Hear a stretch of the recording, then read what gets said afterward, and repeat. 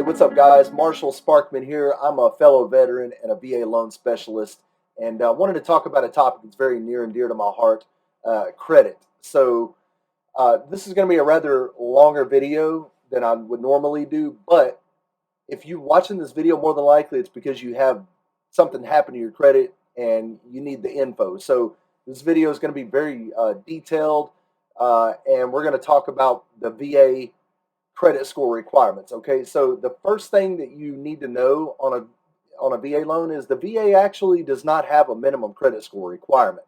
However, the lenders that are the ones actually lending you the money to get that VA loan, the mortgage servicing companies, they may have some minimum credit score requirements. So before we go into the VA credit score requirements, it's important for you to understand the background and why that lenders implement a minimum credit score. So let's talk through that real quick. Mortgage loans, as soon as you close on your loan, the mortgage company gets it securitized, so the VA basically signs off on it, and then they sell it on the secondary market. So what happens is these loans go up to bid, kind of like eBay, and the highest bidder buys the loan. So that's how the mortgages are sold. So if you've got lower credit score, you pose more of a risk or makes your loan more difficult to sell on the secondary market. So that means the mortgage company that originates the loan or that takes on your loan, they may be stuck servicing the loan forever for the life of the loan, which is not a big deal, but you just got to know that going into it, that most of the companies that are going to do lower credit scores, that are going to take the risk, they realize that they're going to be servicing your loan and they're not going to be able to sell it on the secondary market for the most part. So what that means for you is there's very limited companies, mortgage companies out there that will actually take on. Most mortgage companies have a minimum credit score of a 640. Okay, there are some that'll dip down to a 620, some even go down to a 600. But as a mortgage broker, I have access to servicing companies that will actually go down to a 500 credit score because they say, hey, we're here to help veterans. And ultimately, that is the foundation of my mortgage company. And that's why I started as a mortgage broker, was because I wanted to have options to be able to help people and truly serve. You know, if I'm going to be able to look you as my brother or sister in arms in the eye and say, hey, I'm getting you the best deal possible, I got to know that I'm able to do that, right? So enough about that. A little bit more about the background on credit scores. So what you've got to know is mortgage companies, we take your loan application, we run it through an automated system called AUS. It's automated underwriting system. The AUS will tell us, it'll look at your loan application, your credit score, and it'll run everything through this AI technology, and it'll tell us if you meet the guidelines and what kind of risk you are. If the automated underwriting system approves your loan, no matter what your credit score is, it's going to be super easy to close, like case closed, because that means that your loan, if it makes it through the automated system, that it's going to be sellable on the secondary market. So what that means is it's going to be really easy for somebody to do your loan and then turn around and sell it and make their money back immediately and not have the risk of having to service your loan. What I mean by that is if you were to foreclose, the bank's going to lose a bunch of money, right? So that's a risk. But if they can sell that load and offload it, they can offload your loan to somebody else, it's not necessarily a risk on the originating company that's doing the loan. So all that going to say, most of the time, if you've got lower credit scores or you got high debt to income ratio or you don't have any money in the bank, those are the three kind of factors that will make the automated underwriting system kick back your loan. That says, no, you're not going to be on an automated system. That an underwriter needs to, we call it a manual underwrite. So an underwriter needs to manually review your file. You go to a manual underwrite, the VA has a specific set of guidelines that apply to manual underwrites. So do most investors, these people that, when I say an investor, I mean the servicing company that's going to be servicing your loan. They're investing in your mortgage. These guys, a lot of times, they will have overlays for manual underwrites. So we're going to focus on that a little bit. So although the VA doesn't have any minimum credit score requirements, the VA does have minimum credit content requirements. So I want to dive into that a little bit. In this blog, I basically copied and pasted everything you need to know about the VA credit requirements. I've copied and pasted directly from the VA guidelines. If you've got messed up credit, it's very important. I want you to read this. Not only watch this video, but I want you to read it so that you fully understand your scenario and what you're up against. Because it's my job as a loan officer to pitch your loan to the underwriter and get them to sign off on it. Two main things that the VA underwriter is looking at. So one, the mortgage lender has to be putting the veteran in a better position. That's all the VA cares about, that we're putting you in a better position. So if I'm helping you out and you're going to a better position, it's usually really easy for me to pitch that. And the second thing is you have to have the ability to repay that loan. Okay. Now, so what would happen is if you were to foreclose on the house, heaven forbid, the lending institutions that loaned you the money, they're going to go back to the VA because the VA is insuring this loan, right? So if you were to foreclose, the bank's going to be able to get their money back from the VA. So if you were to foreclose, worst case scenario, the lending institution goes back to the VA and they say, hey, this got foreclosed, give me my money back.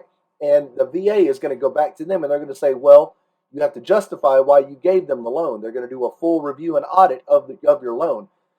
And if it's determined that they didn't really put you in a better position, you really didn't have the ability to repay the loan, not only is the mortgage company not going to get their money back, but they're also open to lawsuits. So all the foreclosures that happened back in the 2008, 9, 10, 11 time frame, all these people pressed charges on the banks because they went back and said, hey, we never had the ability to repay this loan in the first place.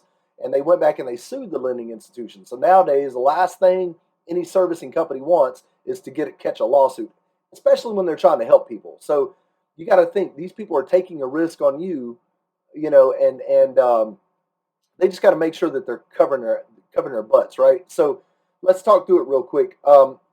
So there's a couple things that you have to have. You have to have a housing history. If you've got bad credit, you have to have a positive housing history. Okay. You also usually need to have at least 12 months of reestablished credit since your last derogatory event.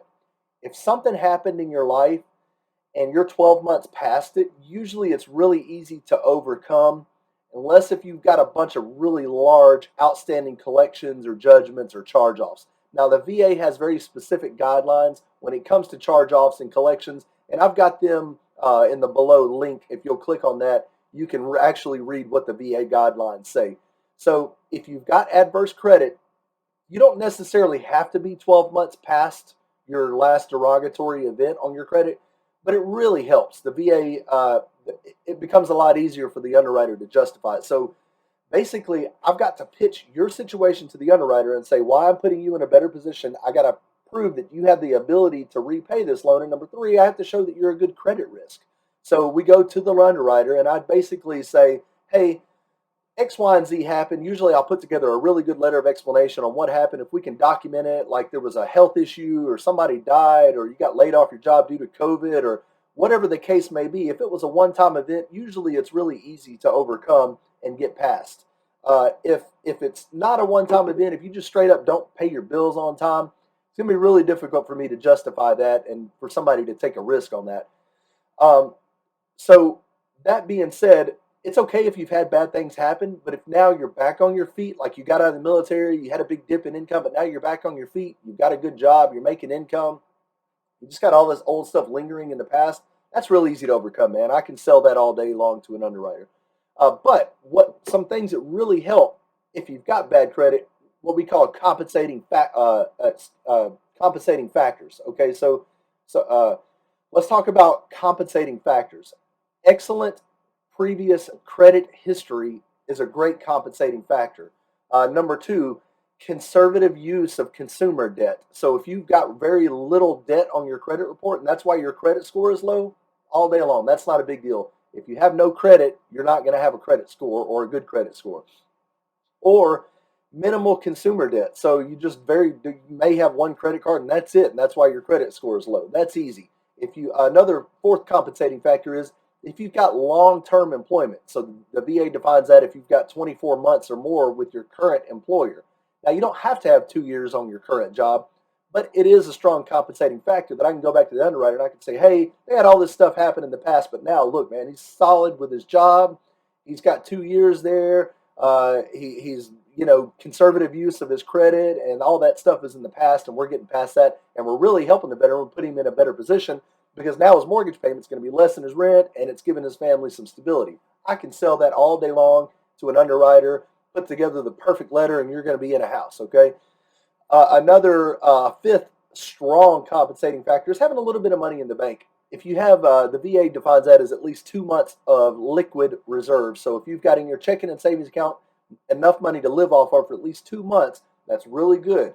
So if you come to me and you've got low credit, you've got absolutely no money in the bank, and your rent is $1,000 a month, but your mortgage is going to be $1,200 a month, that's called payment shock. Payment shock is not good. You got high debt to income, no money in the bank, and payment shock. It's like I've really got nothing to stand on, and it's going to be very difficult to get you a loan.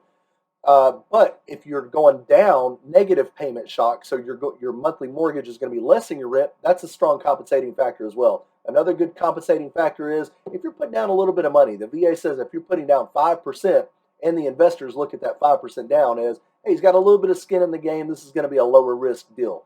So those are some good, strong compensating factors. Listen, I offer a free VA loan for my brothers and sisters, a free VA loan credit consult, okay? Where I can look at your credit. I'm going to do a soft pull so it doesn't count as a hard inquiry on your credit. Kind of look at your debt to income ratio and tell you exactly where you need to be. So if the baby's ugly, we're going to call it ugly, but I'm going to tell you exactly what you've got to do to fix it. If you're beyond my scope of help, I'm going to refer you to my credit repair partner. I've got a credit repair partner that I've been working with. Devin Norcross is his name. Devin and I have been working together for almost 15 years now. He is the best in the country. They charge about $100 a month, and I think they have a $100 sign-up fee, but they will go in and get all this stuff taken care of on your credit and dispute some items, maybe pay for deletions, all this kind of other fancy stuff that they can do to help. So hopefully this video and this blog tells you everything you need to know about credit score. I've done a lot of research and due diligence putting this thing together. So my intent is to really to help you guys. So if you're needing help with a VA loan and you've got lower credit score, I am not afraid to help you guys. I have helped hundreds of people in your situation. And just know that's why I created my own mortgage company, was so that I could serve the underserved and help people that nobody else is willing to take a risk on. I'm here for you guys. Look forward to helping you.